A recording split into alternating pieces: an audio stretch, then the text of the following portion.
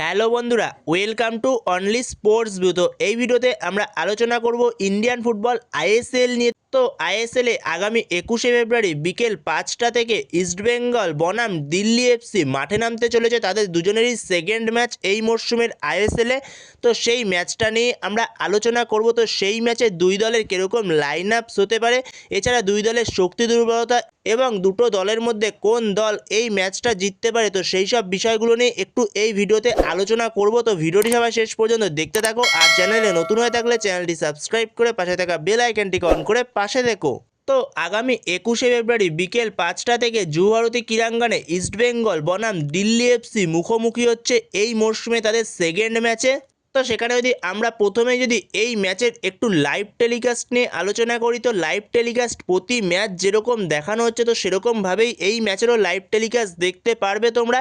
যেরকম টিভিতে তোমরা দেখতে পাবে সোনি স্পোর্টস 10-2-তে, আর মোবাইলের মাধ্যমে দেখতে হলে ফ্যান করে দেখতে হবে, 299 রিচার্জ করে তোমাদের দেখতে হবে ফ্যান করে। তো এটাই লাইভ টেলিকাস্টের আপডেট, প্রতি ম্যাচে যেরকম লাইভ দেখানো হচ্ছে তো এই ম্যাচেও সেরকমই লাইভ দেখানো হবে। এরপরে যদি আমরা দুটো দলেরই শক্তি দুর্বলতা দেখে নিই, তো সেখানে যদি সবার প্রথমে দিল্লি এফসিকে নিয়ে কথা বলি, তো দিল্লি এফসি এই টিমটা আগের মরশুম পর্যন্তও ছিল হায়দ্রাবাদ এফসি। তো হায়দ্রাবাদ এফসি থেকে তারা নাম পরিবর্তন করে দিল্লি এফসি হয়েছে এই মরশুমে এই দিল্লি এফসির টিমটা।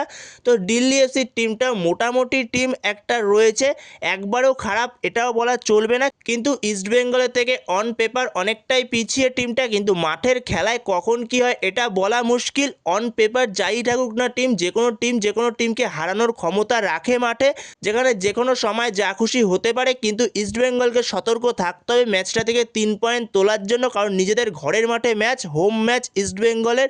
তো ইস্টবেঙ্গলের কাছে যেই স্কোয়াড রয়েছে তার থেকে অনেক দুর্বল স্কোয়াড এই দিল্লি এফসির কাছে, যেখানে ইস্টবেঙ্গলের সবথেকে স্ট্রং পয়েন্ট হলো তাদের মাঝমাঠ, এছাড়া মাঝমাঠ ছাড়াও উইং, এছাড়াও স্ট্রাইকার, প্রত্যেকটা জায়গাতেই ইস্টবেঙ্গল ভালো রয়েছে। বিশেষ করে ইস্টবেঙ্গলের নতুন স্ট্রাইকার ইউসেফ ইজ্জেজারি, তাকে সত্যিই খুব ভালো লেগেছে প্রথম ম্যাচেই সে যেভাবে খেলেছে, প্রত্যেকটা অন দ্য বল মুভমেন্ট প্রত্যেকটা জায়গাতেই খুব ভালো লেগেছে ইউসেফ ইজ্জেজারিকে।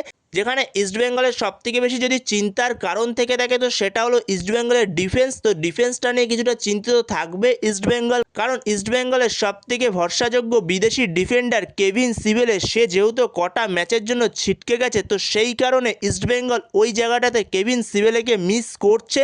তো এই ম্যাচেও মিস করবে, কারণ ইস্টবেঙ্গলের ডিফেন্সে সেরকম অসুবিধা হওয়া উচিত না, কারণ দিল্লি এফসির অ্যাটাক খুব আহামরি না। কারণ দিল্লি এফসির টিমটাকে প্রথম ম্যাচ দেখে যেটুকু বোঝা গেল, দিল্লি এফসির টিমটা এখনও পর্যন্ত ঠিক করে প্রিসিজন করে উঠতে পারেনি, তাদের মধ্যে এখনও বোঝাপড়ার অভাব রয়েছে, অনেক ছন্নছাড়া ফুটবল কিছুটা দেখা গেছে দিল্লি এফসির থেকে। যেখানে ইস্টবেঙ্গলের ঘরের মাঠে ম্যাচ, ইস্টবেঙ্গলকে টার্গেট রাখতে হবে 3 পয়েন্টের লক্ষ্যে ইস্টবেঙ্গলকে নামতেই হবে, কারণ 3 পয়েন্ট নিতেই হবে ইস্টবেঙ্গল। যেখানে এই মরশুমটা এমনি ছোট করে হচ্ছে আইএসএলটা, যেখানে খুবই ভাইটাল এক একটা ম্যাচ এই মরশুমে, তো সেখানে ইস্টবেঙ্গলকে ঘরের মাঠে 3 পয়েন্টের জন্য লড়তেই হবে, 3 পয়েন্ট তুলতেই হবে এই ম্যাচ থেকে। তো এরপরে যদি দুই দলের লাইন আপস নিয়ে আলোচনা করি, তো দুটো দলের লাইন আপসের মধ্যে সবার প্রথমে যদি দিল্লি এফসির লাইন আপস নিয়ে আলোচনা করি, তো দিল্লি এফসির কোচ সে 4-4-2 ফরমেশনে যেতে পারে, যেখানে গোলকিপারে তাদের স্টার্ট করবে ভিশাল ইয়াদব, এরপর 4 জন ডিফেন্সের মধ্যে লেফট ব্যাকে স্টার্ট করবে মনোজ মোহাম্মদ, আর রাইট ব্যাকে স্টার্ট করবে আশুতোষ মেহতা, আর দুজন মেন সেন্টার ব্যাক হবে, একজন রিবেরিও আরেকজন হলো অ্যালেক্স সাজি। তো এটা হতে চলেছে দিল্লি এফসির ডিফেন্স লাইন। এরপরে মাঝমাঠে দুজন, একজন হলো মোহাম্মদ আজার, আরেকজন হলো হুডু। এরপরে দুদিকের উইং থেকে, লেফট উইং থেকে স্টার্ট করবে মোহাম্মদ আইমান, আর রাইট উইং থেকে স্টার্ট করবে দেবেন্দর মুরগাওনকার। এরপরে ওপরে দুজন স্ট্রাইকার হবে, একজন হলো অ্যাবো, আরেকজন হলো ব্র্যাভোভিচ। তো এটা হলো দিল্লি এফসির লাইন আপস। তো এরপরে ইস্টবেঙ্গল কিরকম লাইন আপস নিয়ে নামতে পারে দিল্লি এফসির বিরুদ্ধে অস্কার ব্রুজন, তো অস্কার ব্রুজন সেম লাইন আপস নিয়ে নামবে, আগের দিন যেই লাইন আপসটা নিয়ে নেমেছিল অস্কার ব্রুজন 4-2-3-1 ফরমেশনে নামবে অস্কার ব্রুজন, যেখানে গোলকিপারে স্টার্ট করবে প্রভসুকান সিং গিল, যেখানে 4 জন ডিফেন্সের মধ্যে লেফট ব্যাকে স্টার্ট করবে জয় গুপ্তা, রাইট ব্যাকে স্টার্ট করবে জিকসন, আর দুজন মেন সেন্টার ব্যাক হবে, একজন আনোয়ার আলী, আরেকজন হলো লালচুংগুঙ্গা। তো এটাই হচ্ছে ইস্টবেঙ্গলের ডিফেন্স লাইন হতে চলেছে, তো সেম ডিফেন্স লাইন নিয়েই নামবে। এরপরে মাঝমাঠে দুজন স্টার্ট করবে, একজন সাউল ক্রেসপো সেন্টার মিডফিল্ডার রোলে, আরেকজন তার পাশে স্টার্ট করবে মোহাম্মদ রাশিদ ডিফেন্সিভ মিডফিল্ড রোলে।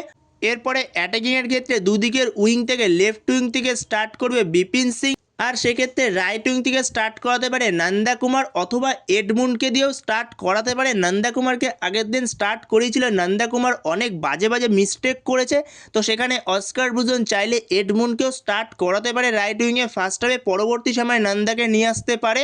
তো এরকমও একটা চেঞ্জ করতে পারে যদি অস্কার চায়। এরপর অ্যাজ এ অ্যাটাকিং মিডফিল্ডার নম্বর 10 বা কিছুটা সেন্টার মিডফিল্ডার রোলে স্টার্ট করবে মিগুয়েল ফেরিরা, আর ওপরে একজন স্ট্রাইকার নম্বর 9 ইউসেফ ইজ্জাজারি। তো এটাই হতে চলেছে ইস্টবেঙ্গলের লাইন আপস এই ম্যাচেও দিল্লি এফসির বিরুদ্ধে। তো বন্ধুরা, তোমাদের মতে কি এই ম্যাচে ইস্টবেঙ্গলের লাইন আপসে কোনো পরিবর্তন হতে পারে? তো তোমাদের মতে যদি কোনো পরিবর্তন হতে পারে তো সেটা অবশ্যই কমেন্ট বক্সে লিখে জানিও। তো এই ভিডিওতে এই পর্যন্তই। তো এই ভিডিওতে এই আপডেটগুলো নিয়ে আলোচনা করার ছিল। তো ভিডিওটি ভালো লাগলে অবশ্যই লাইক শেয়ার সাবস্ক্রাইব করতে ভুলো না। তো নেক্সট ভিডিওতে দেখা হচ্ছে, ততক্ষণের জন্য বাই বাই।